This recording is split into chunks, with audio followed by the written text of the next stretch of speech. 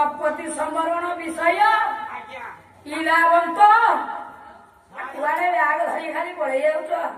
तेमे पाला वाला हेब जोड़ाए झील रखिले प्रबल कल कल उपरे कल चढ़ा चढ़ी आ कौन विद्या शिखी ना ना नाई हाँ झील पिला पाला वाला अधिक रहिले दलरे आ जबर कल आ काव्य साधना करके शिखा कौन दरकार श्लोक गुड़ाक शिखिले परिश्रम पड़ो आ तो प्रबल कल आउ कहीं परिश्रम करवा कह मुझे आज हूँ प्रथम थाक दीर्घ दिन ये कलाकार पूरा काव्य हम ना रामायण समीक्षा महाभारत समीक्षा कि नहीं पाला गाइबा ब्याग धरिकी घर पड़े जाइच कौन भाविकी आसिल हाँ कह चाहिदा कि गोटे गाई के सहित बोधे पड़ी थाक चढ़ई चली पैसा नहीं मो बापा जहाँ भी कल हो मत जी दब से दब अधिक दिह ताले केवल अनुष्ठान लोकसान हाँ मु अनुरोध करुच्ची हाँ हाँ तेणु जहाँ हो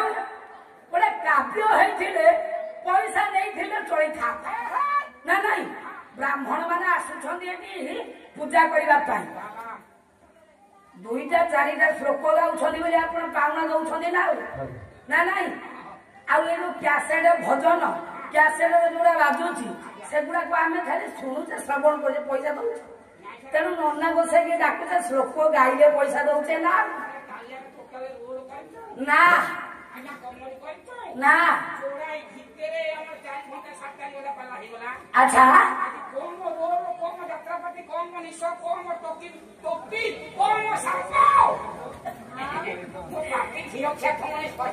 हे भगवान हाँ हाँ जहाँ है किए कहूची तुम्हें भी नहीं बसीजा से जहाँ है सत्यनारायण को दरबार मंच ऊपर मंचासीना होई नर नारायण सदृश बापा भाई लक्ष्मी स्वरूप माँ मानकर मुख दर्शन करिबा मो माँ से भली सौभाग्य हेले मिल नचत मिल नाही ना नहीं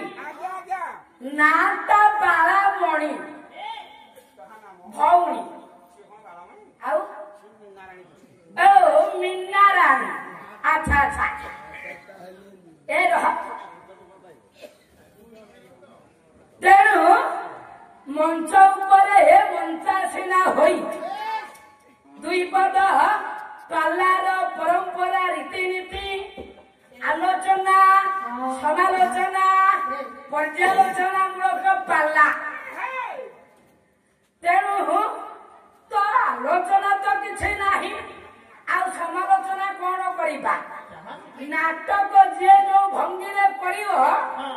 से सेमिति लगे प्रथम कहली ये झुड़ुकी नाच नुह काली वंदना गाउले जय दुर्गा माधव अच्छा मो बापा एत दिन अनुष्ठान कौ कलाकार देखी जय दुर्गा माधव प्रभुंकर वंदना कर नाच गुरु किए तुम हाँ हाँ तेणु जय दुर्गा माधव वंदना से भौणी नाच कौन आगक ना नाचे पद गुड़ाक गाइबा भीतर विषय पद गुड़ाक अच्छे आम नाचानुची करवा गोटे भक्तिपूत अंतर भक्ति न था आम आसीचे ओडार विदग्ध कला पाला संस्कृति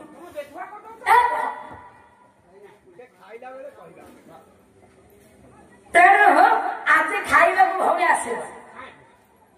माँ को देह खराब गाड़ी स्टार्ट हबनी पेमेंट नहीं जीवे हाँ ना ये माँ को देह खराब नहीं पेमेंट लेकिन बसे न से भारती साहू ओजन केते मो भौणी मापी सारा आ ଆଉ ଆସିବ ନା ଖାଇବାକୁ ହବ ଖାଇବେ ହଉ ଆସ ହଉ ହଉ ତେଣୁ ଆଜ୍ଞା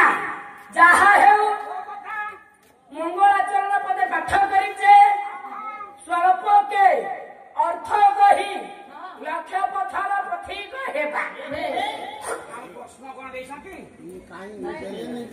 ଆରେ ଏଥିରେ କଣ ପ୍ରଶ୍ନ ଅଛି ଯେ ଦେବେ ଶେଷ କଣ ଇଏ କହିଲେ କିଛି ନାହିଁ ପ୍ରଥମେ ଯେତେବେଳେ ଶିଖୁଥିଲି ତପତି ସମ୍ବରଣ କଣ ତପତି ସମ୍ବରଣ ବିବାହ ହୋଇ ଇଏ ତପତି ଜନ୍ମ ଶନି ଭାଇ ସୂର୍ଯ୍ୟ ହେଲେ ବାପା ବିବାହ ହୋଇକି ରାଜ୍ୟକୁ ଆସିବେ ସେଇଠି ମଡ଼ କଚଡ଼ କଲେ କାଳ ବିକାଳ ଡାକିବେ ଇଏ ସାରା ରାଜ୍ୟରେ ଦୁର୍ଭିକ୍ଷ ପଡିବ ରାଜା ଯଦି ରାଜ୍ୟରୁ ବିତାଡ଼ିତ ହେବେ ତାହେଲେ ରାଜ୍ୟ ସୁରକ୍ଷିତ ରାଜା ଯାଇ ଗଲାବେଳେ ରାଣୀ ଗଲେ ତାଙ୍କ ପୁଅ ଗଲେ ତାପରେ ବ୍ରାହ୍ମଣଙ୍କର ଚକ୍ଷୁ ନଷ୍ଟ ପୁଣି ପୁଅକୁ କାଟିକି ତାଙ୍କ ପୁଅକୁ ବଞ୍ଚେଇବେ ଏଇ ହେଲା ପାଲା କଣ କହିବ ହଉ ହଉ ତେଣୁ ଆଜ୍ଞା କିନ୍ତୁ ପ୍ରଥମ ଥାକର ବାଦ ପାଲାର ନୀତି ନିୟମ ମୁଁ କାଲି ଗୋଟେ କାବ୍ୟ ବାପା କରିଛି ମାନେ ସେଇଭଳି ଓଜନିଆ ବିଷୟ ହେବା ଦରକାର ଥିଲା ଯଦି କାବ୍ୟ ନ ଜାଣିଛ ମହାଭାରତ ସମୀକ୍ଷା ଆଉ ରାମାୟଣ ସମୀକ୍ଷା ଏଗୁଡାକ ଓଜନ ପ୍ରାପ୍ତ ଆଉ ଏ କାହାଣୀ ଗୁଡାକରେ ମୁଁ ବାପା ବାଦ ବାଲାକୁ ନୁହଁ ଇଏଟା 21 ବାଲାକୁ ହବ କୋଉଠି ମାନସିକ ପୂଜା ତାର ପୁଅ ଝିଅ ହେଇଥିବ ଆଉ ବର୍ଷକ ପରେ ମାନସିକ ରଖିଥିବେ ଇଏ ବହି ଗୁଡାକ କଲେ ଗାଁ ଗହଳି କି ଭଲ ବାଦ ବାଲା ନା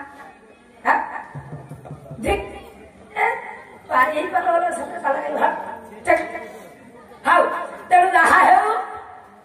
ତାହେଲେ ମଙ୍ଗଳାଚରଣ ନାରାୟଣ ସର୍ବାରିଷ୍ଟ ଖନନ କରନ୍ତୁ ମଙ୍ଗଳ କରିଥାନ୍ତୁ ଯଶସ୍ୱୀ କରନ୍ତୁ ସର୍ବେ ବୋଳାନନ୍ଦ ଧନ ତମ ନାଁ କଣ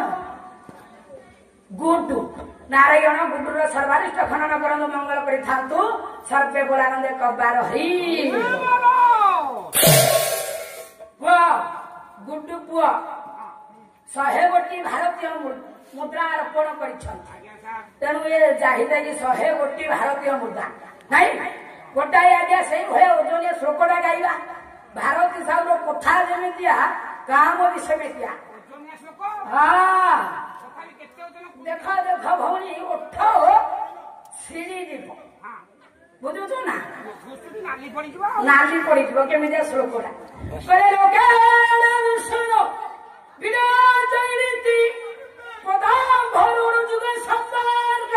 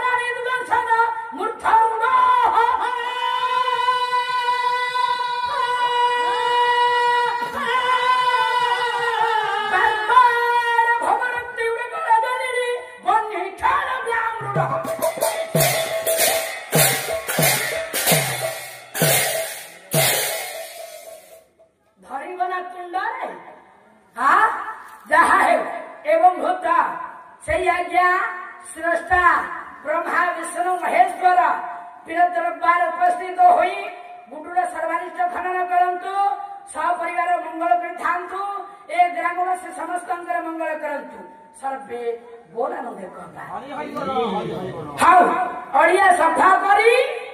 ଆଗକୁ ଯିବା ସ୍ୱଚ୍ଛ ଭାରତ ମିଶନ ପ୍ରଥମେ ଅଳିଆ ସଫା ତାପରେ ଯାଇ ବାଟଟା କ୍ଲିୟର ଦେଖାଗଲେ କୁଆଡେ ଗମନ କରିବା କାଲି ଅଳିଆ କଣ ଭଉଣୀ କହିଲ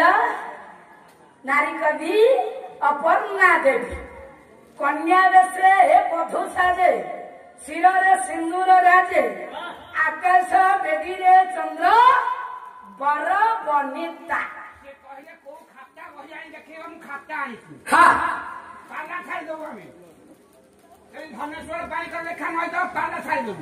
अच्छा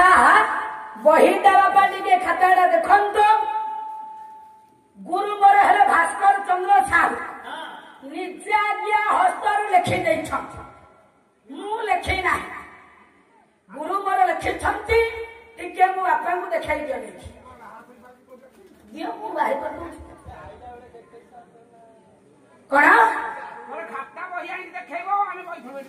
हाँ हाँ देखा दियो बापा मो अक्षर को देखाओ आ सार को अक्षर को देखाओ हाँ आमर बाबू मान काम आकोड़े कौन काम तेणु गुरु अक्षर देखु मो अक्षर देखु भाई देखे हाँ ये देख एगुड़ा है मो अक्षर यहीटा है मो गुरु अक्षर भास्कर चंद्र से टीचर नहीं देखी दियो